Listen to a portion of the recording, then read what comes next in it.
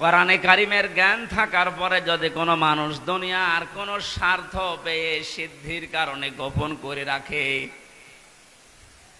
আমান আযলামু মিম্মান কাতামা শাহাদাতান ইনদাহু মিনাল্লাহ ইলা আখিরি আয়া। সূরা বাকারা প্রথম নাম্বার পারার ২০ নাম্বার পৃষ্ঠার ১৩ নাম্বার লাইনের ১৪০ নাম্বার আয়াতের প্রথম অংশে আছে। এটাই ইবনে কাসিরে পাবেন।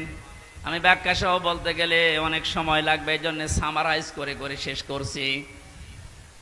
আযলাম দিয়েছেন আল্লাহ, এটা সুপারলেটিভ ডিগ্রি বলা হয় ইংরেজিতে। এর চাইতে ভয়ঙ্কর শব্দ আর নেই আরবিতে।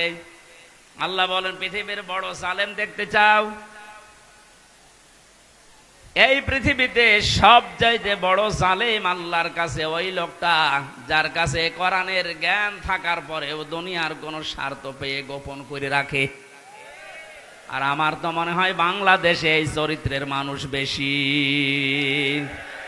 আপনি আল্লাহর ভাষায় বড় জালেম হয়ে উঠবেন কিয়ামতে। আমি সেদিন মিরপুরে জালেমের ব্যাখ্যায় বলেছিলাম, জালেম এই শব্দটা এত ঘৃণিত আল্লাহর কাছে, আল্লাহ নিজে জালেমদের বিরুদ্ধে মামলা দায়ের করবে। কুষ্টিয়াবাসী সূরা শুরা ৪২ নম্বর আয়াতের প্রথম অংশ, ইন্নামাল মুমিনুনা সাবিলু আলাল্লাযিনা ইয়াযলিমুনান নাস। আল্লাহ পাক বলেন, অবশ্যই আমি নিজে মামলা দেব, নিজে কেস করব, অভিযোগ দায়ের করব তাদের বিরুদ্ধে যারা এই দুনিয়াতে মানুষ হয়ে মানুষের উপরে অত্যাচার করছে এবং করবে। আল্লাহ ইয়াসলিমুন আল মুসলিমুনা দেননি যে মুসলমানদের উপরে শুধু অত্যাচার করে তারা আমার মামলার আসামি না। ইয়াসলিমুন আন নাস, পৃথিবীতে যে কোনো ধর্ম অনুসরণ করতেই পারে, কিন্তু তো মানুষ ও কি মানুষের উপরে যারা জুলুম করছে ভবিষ্যতেও করবে। কেন ভবিষ্যৎ দিলেন? আল্লাহ জালিম না দিয়ে ইয়াসলিমুন দিলেন কেন? পৃথিবীতে এখনো অনেকে জুলুম করছে, এমনকি এই পৃথিবীতে অনেকে এখনো টার্গেট নিয়ে আছে ভবিষ্যতে জুলুম করবে। এটা আমি বেশি বলে ফেললাম। অনেকে যে জুলুম করবে তার ভাবসাব দেখে বোঝা যাচ্ছে। জালেমরা তো পালিয়েছে। জালেমের পরে ৫ তারিখ থেকে আজকের এই ৯ তারিখ, এই ১ মাস ৪ দিনে আমরা অনেককেই জুলুমের সাথে জড়িত হতে দেখে ফেলেছি। এখন যদি আপনি জুলুম শুরু করেন, থালা হাতে পেলে কি করবেন? সুতরাং আপনি থামেন। যারা জুলুম করছেন তাদের সর্বোচ্চ নেতা বারবার ওখান থেকে ভিডিও বার্তা পাঠাচ্ছে যে থামেন। এ দলের নাম নিয়ে কেউ যদি জুলুম করে, অত্যাচার করে, ছিনতাই করে, যে কোনো কাজ করে, এর জন্য দল দায়ী না, সে তার নিজের জন্য দায়ী। এদেশের মানুষ কন্যা নামে যিনি পরিচিত ছিলেন, আমরা দেখেছিলেন ছাত্রলীগ, এটা আওয়ামী লীগের কোনো অঙ্গ সংগঠন না। এত আদর মহব্বত দেখতাম, অথচ বাস্তবতায় একটু বাতাস ঘুরেছে। তাই যদি এই পরিচয় দিয়ে ওরা আমাদের দলের কেউ না, অঙ্গ সংগঠন না, যিনি অলরেডি এখন ঘোষণা দিতেই আছে প্রতিদিন কিছু মানুষের কাজ কারবার দেখে, এরপরও যদি আপনি সংশোধন না হন, আপনারও কপালে জালেমদের মতো আগুন লাগবে। আমি আর নিচে নামলাম না, নাকি আরো নামবো? না, অত নিচে নামা ঠিক হবে না, কারণ এখনো তো ভালো শুরু হয়নি। এই আয়াত দিয়ে যেটা শিক্ষা দিতে চাই, সব জেলার চাইতে আপনাদেরকে বেশি ভালোবাসে একটু, কারণ এখানে আপনাদের সাথে আমার সম্পর্ক একটু বেশি। কথা বলেন ঠিক কিনা? আশা করছি আপনি বুঝেছেন। জালেমরা কিন্তু হামজার টার্গেট না, জালেমরা টার্গেট আল্লাহর। সুতরাং 15.5 বছরে যিনি জুলুম করেছেন, আমি 11টা ফেরেশতা দেখেছি। প্রথমেই যেটা দিয়ে শুরু হয়েছিল মিডিয়ার, 950 উপরে আমার সাথে জেলখানায় 3টা বছর অনেককে দেখেছি। দীর্ঘ শ্বাস যখন ফেলতো ডাক দিয়ে বলতো, হামজা ভাই আর 1 মাস পরে রিটায়ার্ড হয়ে যাব, অথচ 14 বছর জেলে আছি, কিচ্ছু জানি না। আপনি এই শ্বাসটা কিভাবে নষ্ট করবেন? মাজলুম যদি কোনো কথা মুখ দিয়ে একবার বের করে ফেলে, আল্লাহর নবী জানিয়েছেন, ইত্তাকি দাওয়াতাল মাজলুম ফাইন্নাহা বাইনাহা লাইসা বাইনাহু ওয়া বাইনাল্লাহি হিজাব। মুসলিম শরীফের হাদিস।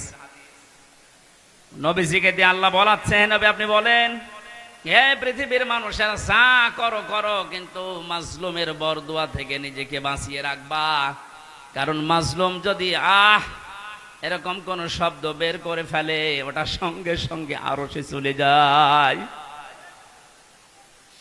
কত মাজলুমের চোখের পানি জেলখানার অন্ধপ্রকোষ্ঠে পড়ছে।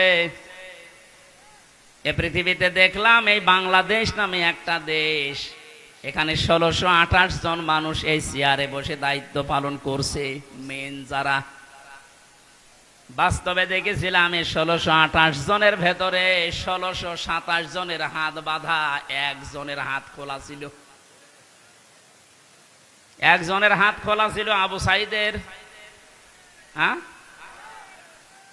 ওর হাত যদি খোলা না থাকবে এভাবে করে দিল কি করে?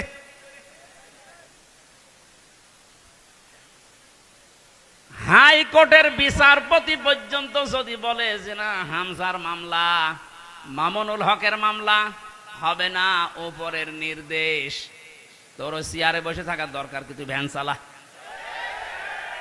আপনি বলেন, একটা হাইকোর্টের বিচারপতি যদি একথা বলতে পারে, বিচার ব্যবস্থা কিভাবে বাধা ছিল আপনি টের পাচ্ছেন? একটা দেশ কত বড় দুর্নীতিগ্রস্ত হয়ে গেলে জাতীয় মসজিদের ইমাম পর্যন্ত পালিয়ে যায়। আর কার নাম বলবেন? জাতীয় মসজিদের ইমামও পালিয়ে গেছে।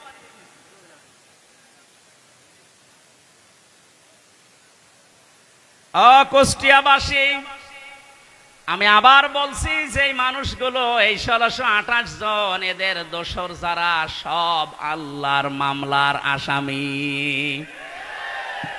বাদী যত বড় হয় মামলা তত কঠিন হয়। আমার মামলায় সরাসরি যেহেতু রাষ্ট্রবাদী ছিল, এজন্য বহু চেষ্টা করার পরও কিছুই হয়নি। এ মামলাটা 31 বার উঠেছে, সিএমএম কোর্ট, জজ কোর্ট, হাইকোর্ট মিলে, হবে না। অথচ এই মামলায় যদি সাজাও লাগিয়ে দেয়, 3 মাসের বেশি সাজা হয় না। 3টা বছরের ভেতরে এ কঠিন অবস্থায় ফেলে দিয়ে আপনি কি করলেন?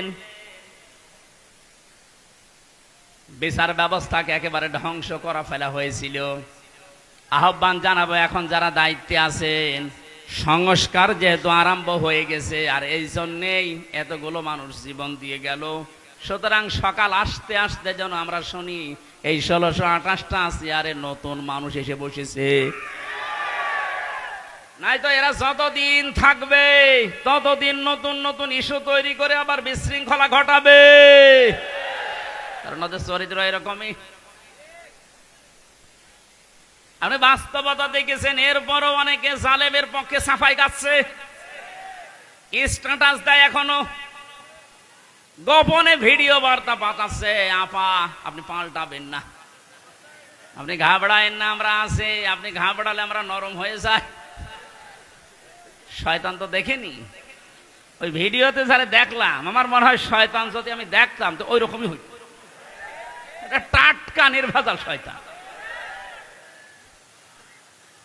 তো জানা শোনার পরে জালেমের পক্ষে সাফাই গায়, জালেমকে সাহস দেয়।